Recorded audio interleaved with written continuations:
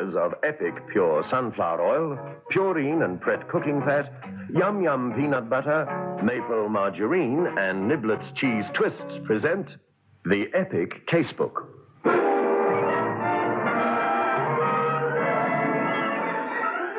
In which Inspector Carr investigates.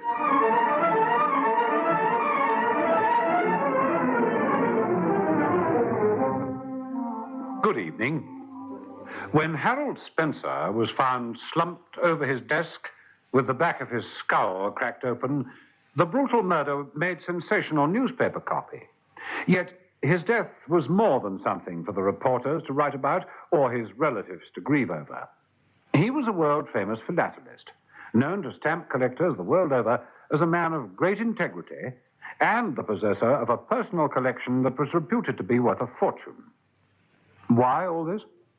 Well, it was a case which I shall long remember for various reasons, particularly because of the characters involved.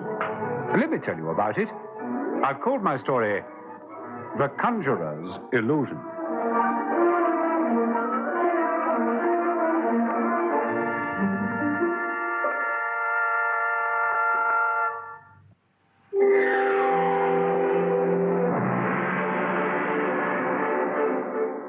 It was the murdered man's wife who reported the killing. She telephoned Bedford Row police station, who in turn sent an immediate signal to the murder squad at Scotland Yard. Carr speaking. Operations here, sir. Murder's been reported. Metropolitan area? Yes, sir. Bedford Row station just came through. Mrs. Sheila Spencer says that she found her husband with his head bashed in. Bedford Row. Spencer? Not Spencer the stamp dealer. That's right, sir. The station has sent out a couple of men. What's the exact time? It's 20 minutes past, sir. All right, I'll be over.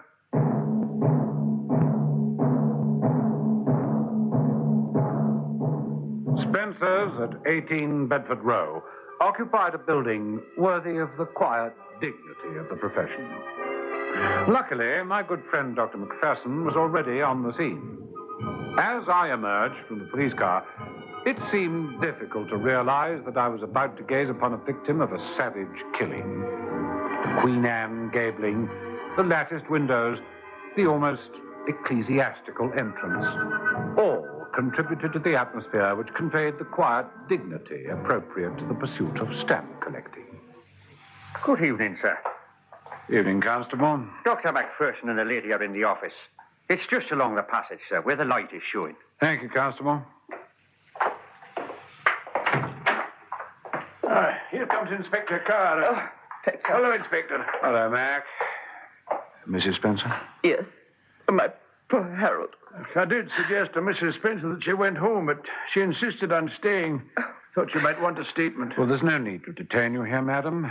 Let me send you home in a police car. We'll take your statement later. No. I want to make my statement now. The Congo issue, it's gone. They've killed my Harold, and they've stolen... There's no doubt about the gentleman, Mac. None at all, Inspector. He's dead, all right, I'm afraid. Well, all right, madam. If you are ready to make your statement, may we start at the beginning. How long have you been here? I got here just after 11. You see, I was so worried. Well, just a moment. You got here just after 11, and then what happened? How did you let yourself in? I have a key. I work here with my husband. We went home together, had an early dinner, and then Harold decided to come back to work on the Congo perforated... Stamps? Yes. What time did he leave home? Oh, just after 8 o'clock. Mm-hmm. He promised he'd be home by about 9:30.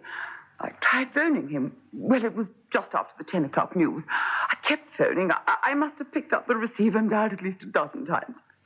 Then I got panicky. Yes. I called a taxi and came over here. I let myself in with the key. I could see the light was on in Harold's office. Opened the door and... Oh, my poor Harold. What did you do then? I was afraid to touch him. I didn't want to believe what my eyes told me. I phoned the police right away. You're quite right. You say that you arrived just after 11. Yes.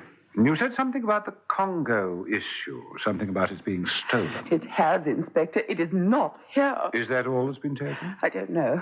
But it was in the safe. And it's gone.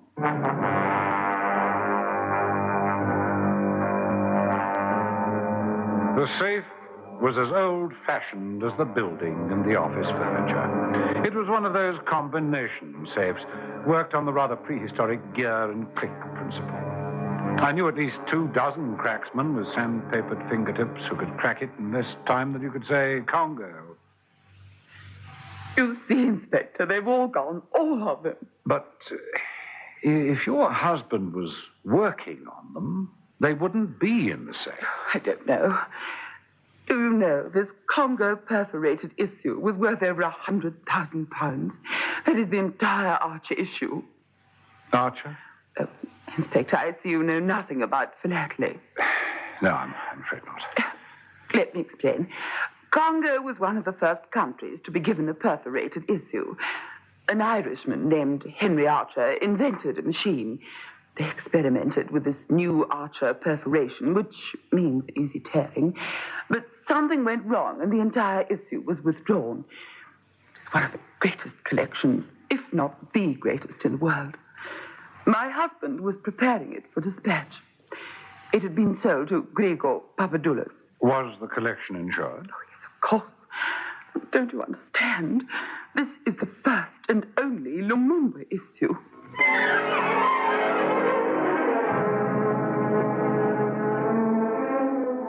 It was obvious that the bereaved woman was stunned by a double loss.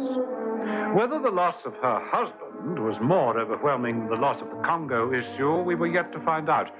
But there could be no mistaking her distress. Mrs. Spencer, there's nothing you can do here tonight. Why don't you let me send you home in the police car? Perhaps you'll allow me to call on you tomorrow. Oh, you must find that issue. My poor Harold. We'll do our best, Mrs. Spencer. You've got to find who did it. I suppose I've talked more about the Congo issue than the murder of my husband. We've been married for 20 years, and I loved him with all my heart. I'll leave now, Inspector. Good night.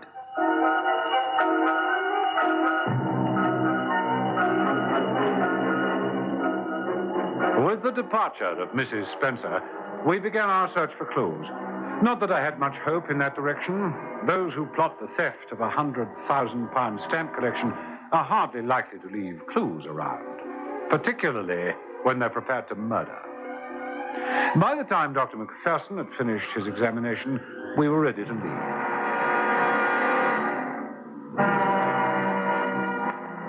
Usual blunt instrument. Yes. Possibly a hammer. I see, Nick. Struck down at approximately 9:30. Do you mind if I arrange for the removal of the body? No, a bit. We're just about through. Did you get anything? Yes. Yes, as a matter of fact, we have. Oh? Come over here. Quite incredible, isn't it? Everything securely barred and bolted in the front. And look at this window, leading out into the alley. Aye, that's right.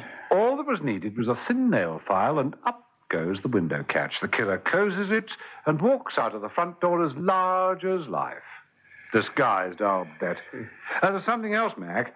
Whoever climbed through that window was wearing a woolen coat. A fine thread of wool, this. You never know.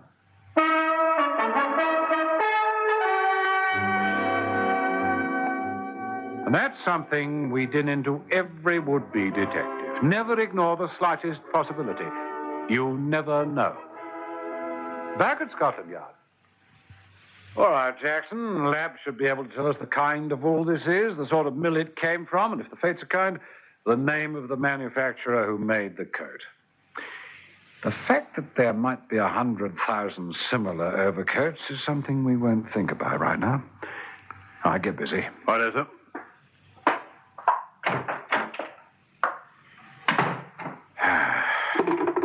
Yes, Inspector.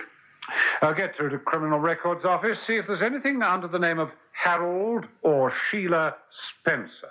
Right, sir. And get X-Branch to let it be known that the whole metropolitan area has been alerted. Right, sir. Be in the interests of the underworld to tip us off if they hear anything.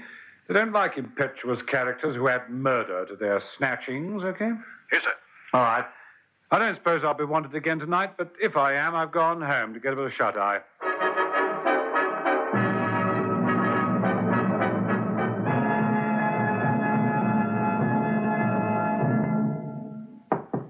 Yes. A call has just come through from Bradford, sir. The woolen thread? Yes, sir. The labs worked on it last night. It's the most expensive kind of wool there is. Bradford Wool Industries, sir. Never used in mass production, only sold in lengths. Oh, that's a help. Now, more than that, sir. Labs say that this came off a skein that was only milled 2 months ago. The entire output was only 6 dozen lengths. Went to Levy and Anderson, Savile Row. Come on, what are we waiting for?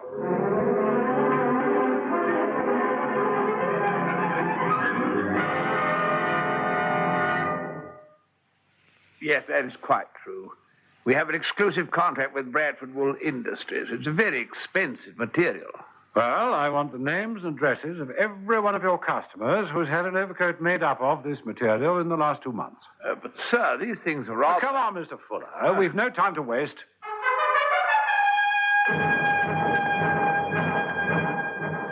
I left Jackson to collate the information and had a talk with the head of X branch. Oh, no. We have our list of those who might be concerned in receiving sparklers, paintings, antiques. But do you know, I doubt very much if the underworld has such a thing as an organized fence, specifically for storing stamps. Well, why not? Oh, I know they're hot. But if the boys are willing to risk stealing a Michelangelo or a Picasso, if there are rich enthusiasts willing to pay hundreds of thousands of pounds for something no one will see except themselves, which they know to be stolen, why not a megalomaniac keen on stamp collecting? Why not, indeed? All I'm saying is that neither Interpol nor the FBI nor ourselves are aware of any stamp-thieving group. Not that the Wide boys are averse to lifting a costly specimen if they get the chance. But that's something else entirely. Oh, I think I'll have a word with this year's president of the Royal Philatelic Association. Yes, I read about the murder and the theft. Terrible business. It is indeed, Sir William. Knew Spencer for 30 years. It was at their wedding 20 years ago. Great loss to philatelists. Now, there goes the phone. Be a good chap and answer it for me. What with this arthritis, I'm not as spry as I used to be. Certainly, sir. Hello? Inspector Carr there. Speaking. Oh, is that you, Jackson? Sorry, sir. Didn't recognize your voice. There were only 14 overcoats. We've investigated 13 of them. There's one to go. Huh? Ex-branch told me where you were, sir, so I thought I'd phone you right away.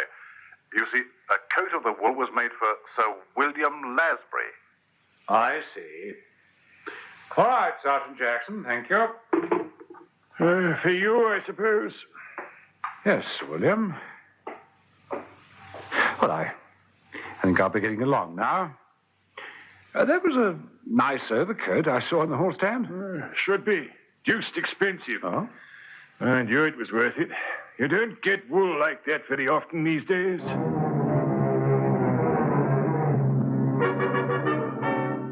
Under the pretext of admiring his purchase, I looked for the slightest tear. It was there, all right. There was no doubt that the thread of wool taken from the scene of the crime came from the overcoat belonging to the president of the Royal Philatelic Society.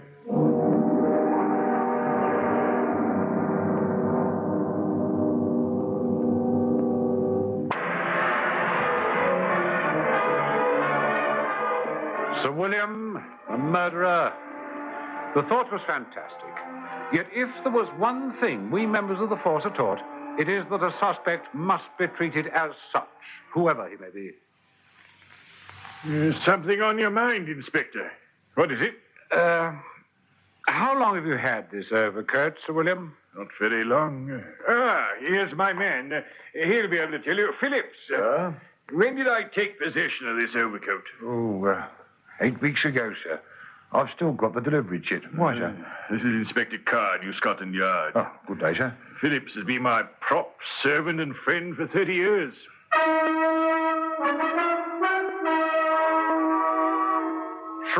Sir William. He could tell that I was after something and that the overcoat was exciting my thoughts. If he didn't wear that coat on the night of the murder, who did? Phillips was about the same height. And yet... Are you interested in philately, Mr. Phillips? Oh, I couldn't be working for Sir William all this time and not be, sir. This overcoat, Sir William, has it been out of your possession at all? Good heavens, no. With respect, sir, it has. What about the time when you left it at the Guildhall? When was that? The same night he got the coat. You remember, sir? Yes, I do remember that. Seemed a bit chillier earlier on, but by the time I left, it was such a pleasant evening, I forgot my coat entirely. What date was this? April the 23rd. April the 23rd. And you retrieved the coat the following morning? I went and got it, sir. Oh, since the murder was only committed 3 days ago, that's not going to help us any. If I may say, with all due respect, sir, Sir William is a most absent-minded gentleman. Yes? He's left his coat lying about so many times. Oh, just a minute, Inspector. Only last Tuesday. I said the overcoat was like some conjurer's trick. Now you see it, now you don't. What do you mean by that? You remember, sir, when you had that conference here last Tuesday? I do. What of it? Well, sir, you know, the following morning your overcoat was gone. It was it? Yes, sir. It came back by special messenger Thursday morning. A gentleman took it by mistake.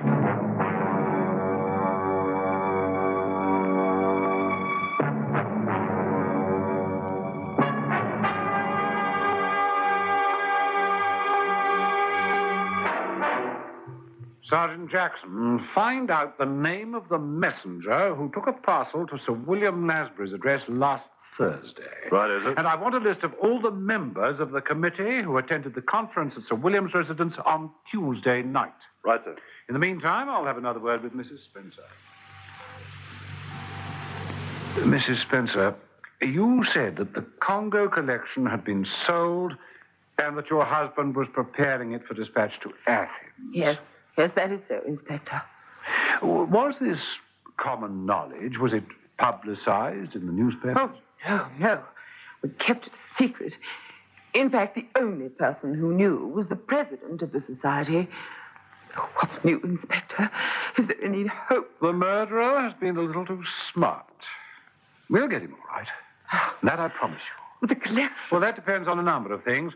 You're quite sure that no one knew of the sale other than Sir William Nasbury? Quite sure. We have no employees.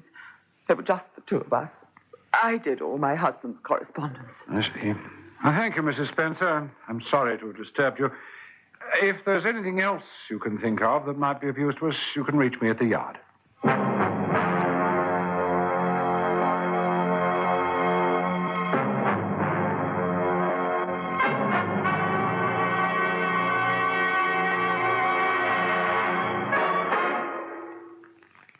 Bad luck with the London messenger officer. Huh? The youngster who delivered the parcel didn't do it officially.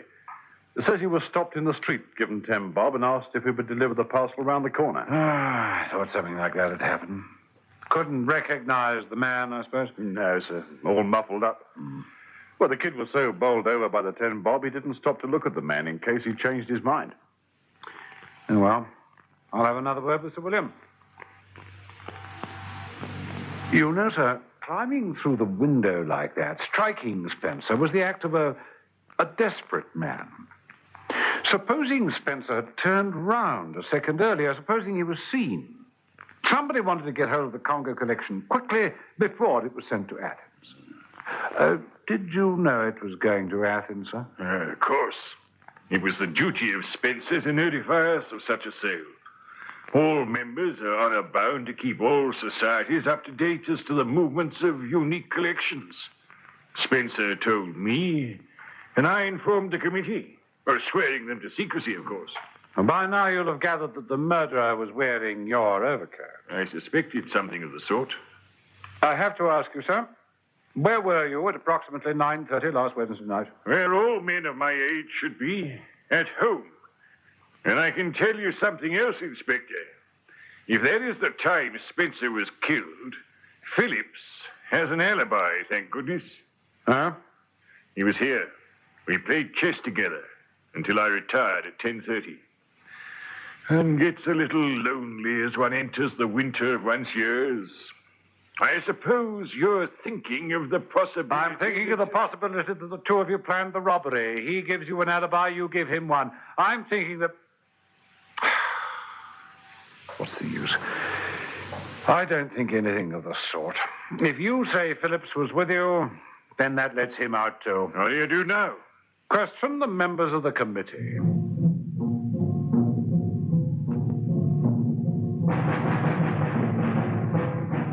I was giving a lecture at the university. Why do you ask?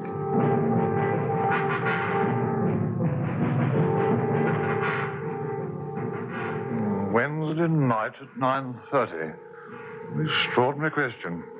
I was in bed. I'd gone to Stratford to see The Merchant of Venice.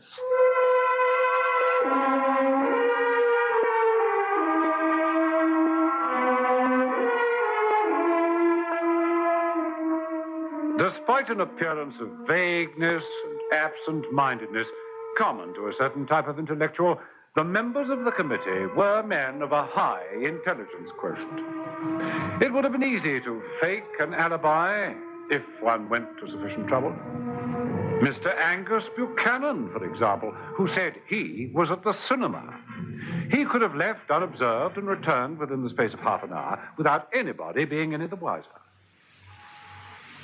Jackson, I want every member of the committee here at Scotland Yard at 6:30 this evening, with the exception of the president. And don't take no for an answer. What is it? And I want that messenger boy here at 6:15.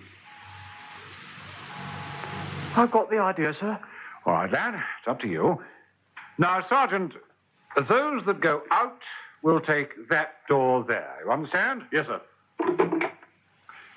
Send Mr. Angus Buchanan in. Right, sir. Go in. Oh, come in, please. Oh, there you are, sir. I've still got the parcel. I couldn't deliver it. Parcel? What parcel? Delivered where? Well... All right, Sergeant, take Mr. Buchanan through.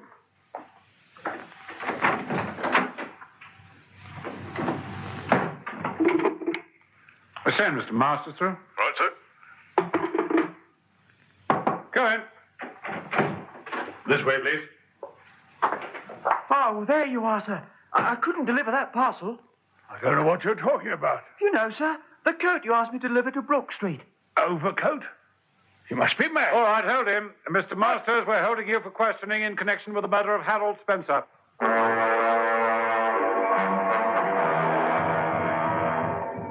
James Masters dined at his club that night. That was his alibi. It was but a quarter of a mile from Bedford Row. Borrowing Sir William's overcoat the night before in order to create a false trail, it was he who climbed through the window, killed Spencer, and stole the valuable collection. Of course, he deliberately caught the overcoat on the beading of the window pane. Not only did young Fred recognize his voice, he trapped Masters into giving himself away. Did you notice it? Perhaps the final nail in Masters' impending coffin was the porter at his club. Oh, yes, I recognize that overcoat. Mr. Masters was wearing it last Wednesday night.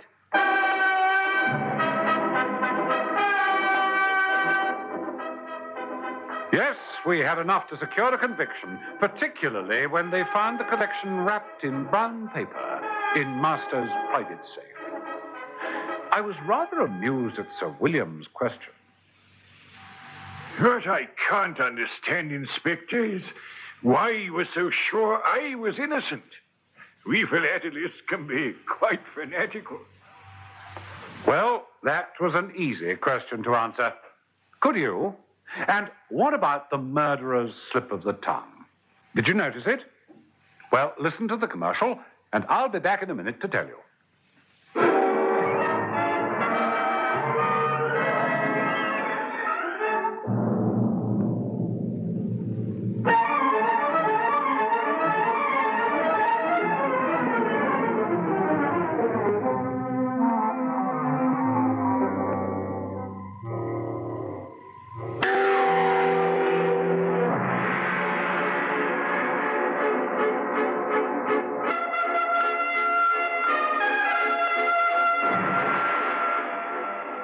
Well, listeners, did you spot the murderer's slip of the tongue? It was this. You know, sir, the coat you asked me to deliver to Brook Street. Overcoat? You must be mad. Now, the messenger never mentioned overcoat. I knew that the murderer would be the only one to react violently to such a statement, and that proved to be the case. Masters was so shaken at the sight of young Fred Cousins that he lost his control, and that was the beginning of the end. Oh, the moral of the story. Keep away from other people's postage stamps. You'll get licked in the end. Good night.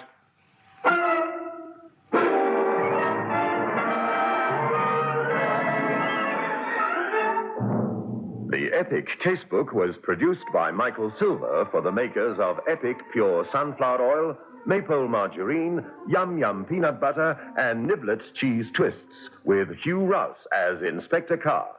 Listen again next Thursday night at 9:30 to another exciting story from our Epic Casebook.